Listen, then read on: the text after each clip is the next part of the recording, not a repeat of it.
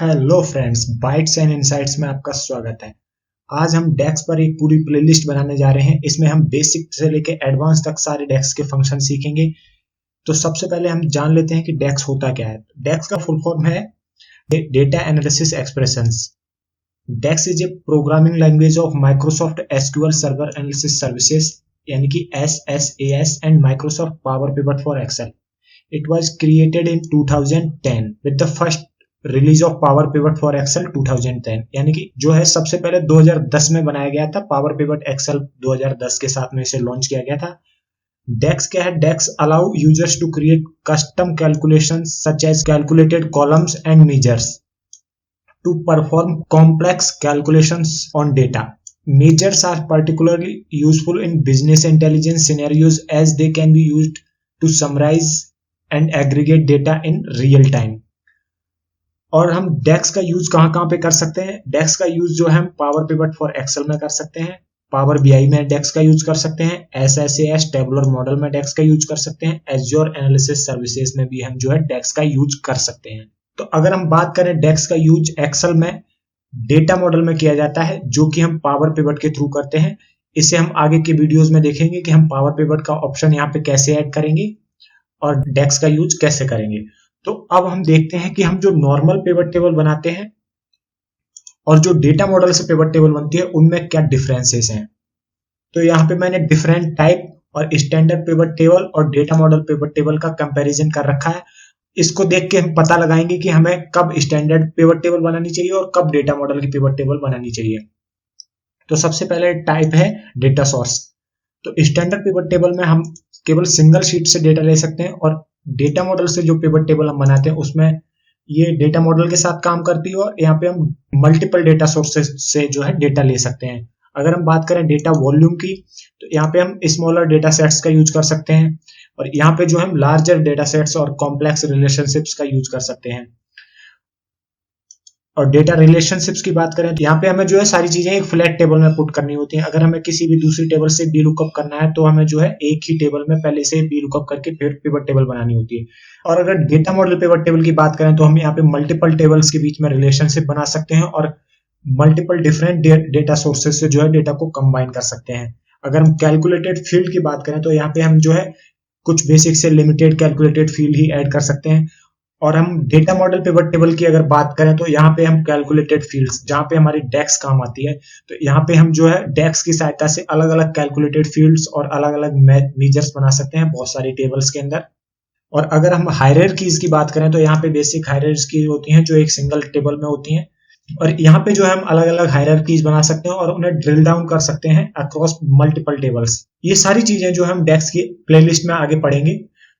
अगले different type की अगर हम बात करें स्लाइसर्स एंड टाइमलाइन की, तो यहाँ पे जो हम एक पिवट टेबल में स्लाइसर और टाइमलाइन यूज कर सकते हैं, लेकिन उसके कुछ लिमिटेशंस होते हैं। अगर हम डेटा मॉडल पिवट टेबल की बात करें तो हम यहाँ पे मोर एडवांस्ड स्लाइसर्स और टाइमलाइन फंक्शनैलिटी यूज कर सकते हैं, और मल्टीपल टेबल से जो हम डेटा को स्लाइसर और टाइमलाइन में ऐड कर सकते हैं। और अगर हम डेटा रिफ्रेश की बात करें तो यहाँ पे हम स्ट्रेट फॉरवर्ड डेटा सोर्स होता है, तो हम सिंगल क्लिक में जो है डेटा रिफ्रेश कर सकते हैं। और अगर डेटा मॉडल पिवट टेबल की बात करें तो it supports more complex data refresh options, specially when dealing with multiple data sources. और अगली जो हम बात करेंगे वो पिवट चार्ट्स की बात करेंगे। तो यहाँ पे हम जो है पिवट चार्ट्स बना सकते हैं, लेकिन वो इतना इंटरेक्टिव नहीं होता है, लिमिटेड इंटरेक्टिविटी होती है उसकी, जो हम पिवट चार्ट्स यहाँ पे बना सकते हैं। वहीं अगर हम जो है डेटा मॉडल पिवट टेबल की बात करें तो हम यहाँ पे जो है इंटरेक्टिव पिवट चार्ट्स बना सकते हैं और अलग अलग डेटा टेबल्स को उससे कनेक्ट कर सकते हैं। तो ये तो हो गया हमारा स्टैंडर्ड पिवट टेबल और डेटा मॉडल पिवट टेबल में कंपैरिजन हो गया। तो इसके बाद हम जो है आसानी से पता लगा सकते हैं कि हमें कब स्टैंडर्ड पिवट टेबल यूज करना चाहिए और कब डेटा मॉडल पिवट टेबल का यूज करना चाहिए। डेटा मॉडल पिवट टेबल में ही हम जो है डेक्स का यूज करते हैं। यहाँ पे जब हमारे पास लार्जर डेटा सेट्स हैं तो हम डेटा मॉडल में डेटा को ऐड करते हैं। अगर हमें मल्टीपल टेबल्स के बीच में वर्किंग करनी है तो भी हम डेटा मॉडल में ही डेटा को लोड करते हैं, और डेटा मॉडल में लोड करने के बाद ही हम जो है डेक्स के फंक्शंस यूज कर सकते हैं। तो अगर हम सिंगल शीट्स में काम कर रहे हैं या हमारा डेटा छोटा है तो हम जो है स्टैंडर्ड पिवट टेबल का यूज करते हैं। अब इसके बाद हम देखते हैं कि डेक्स जो है किस तरीके से काम करती है। तो डेक्स के काफी सारे फंक्शंस जो है वो एक्सेल की तरह ही काम करते हैं, और डेक्स जो है सेल पे काम ना करके पूरे कॉलम पे काम करती है। जैसे यहाँ पे एक हमारे पास टेबल दी हुई है, अगर हम एक्सेल फंक्शंस की बात करें तो वो पर्टिकुलर सेल पे काम करते हैं। जैसे मान लीजिए मेरे पास यहाँ पे ये डेटा है, अगर मुझे इन दोनों को मल्टीप्लाई करना है तो मुझे ये मल्टीप्लाई ये लिखना पड़ेगा। तो ये जो है यहाँ पे सेल पे काम कर रहा है, जैसे H4 और I4। तो डेक्स जो है सेल पे काम ना करके पूरे कॉलम पे काम करता है। यहाँ पे हम जो है सेल का रेफरेंस ना देके पूरे कॉलम का रेफरेंस देते हैं। इससे जो हम इस टेबल के थ्रू समझते हैं, यहाँ पे हमने एक टेबल बना रखी है। टेबल डिजाइन में जाते हैं, अगर हम तो इसका टेबल का नाम सेल्स टेबल है।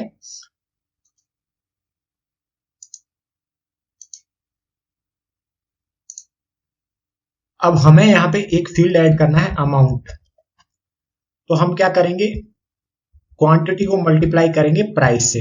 तो यहाँ पे हमने जो है क्वांटिटी के लिए @QT बाई मल्टीप्लाई @प्राइस, यानी कि हमने यहाँ पे जो है पूरे कॉलम का रेफरेंस दिया है, जो कि हम जो है एक्सेल की टेबल में करते हैं। जैसे कि हमने यहाँ पे सेल का रेफरेंस दिया था, वैसे नहीं हमने यहाँ पे कॉलम का रेफरेंस दिया है। तो कुछ इसी तरीके से जो है डेक्स काम करती है। डेक्स में हम अगर कोई कैलकुलेटेड फील्ड ऐड करते हैं तो हमें वो वहां पे कॉलम का रेफरेंस देना होता है। अब अगर हम यहाँ पे देखेंगे तो हमने सब जगह जो है यहाँ पे कॉलम के रेफरेंस, हमारा जो कॉलम है उसका रेफरेंस दिया है, और ये जो है हर जगह मल्टीप्लाई हो रहा है। तो डेक्स भी कुछ इसी तरीके से काम करती है। अगर मान लीजिए हमें डेक्स में यही चीज अमाउंट का कॉलम ऐड करना है, तो हमें किस तरीके से लिखना पड़ेगा, हमें पहले सेल्स, हमारी जो टेबल का नाम है वो लिखना पड़ेगा। इसको जो है मैं कोट्स में लिख लेता हूं अभी। और उसके बाद जो हमें हमारा कॉलम का नाम है वो लिखना पड़ेगा। हमारा कॉलम का नाम है QT बाई मल्टीप्लाई, और वापस से हमें जो हमारी टेबल का नाम और जो है हमारे कॉलम का नाम, इस तरीके से जो हमें डेक्स में ये फंक्शन लिखना होगा। डेक्स में अमाउंट का फील्ड एक ऐड करते हैं तो हमें कुछ फंक्शन कुछ इस तरीके से लिखना होगा। अब अगर मान लीजिए हमें यहाँ पे अमाउंट का अगर सम करना है तो वो हमें कैसे लिखना होगा, हमें यहाँ पे लिखना होगा सम, और हमने जो है ये पूरा कॉलम यहाँ पे सिलेक्ट कर लिया। तो हम यहाँ पे पूरा कॉलम जब हमने सिलेक्ट किया तो यहाँ पे देखेंगे कि यहाँ पे जो है हमारा कॉलम का नाम लिख के आ गया है। इसे हम ब्रैकेट क्लोज करेंगे और एंटर कर देंगे। तो यहाँ पे जो है सारी सेल में जो है पूरे कॉलम का सम आ रहा है। तो डेक्स भी कुछ इसी तरीके से काम करती है। अगर डेक्स में हमें अगर सेम फॉर्मूला लिखना है तो हम कुछ इस तरीके से लिखेंगे।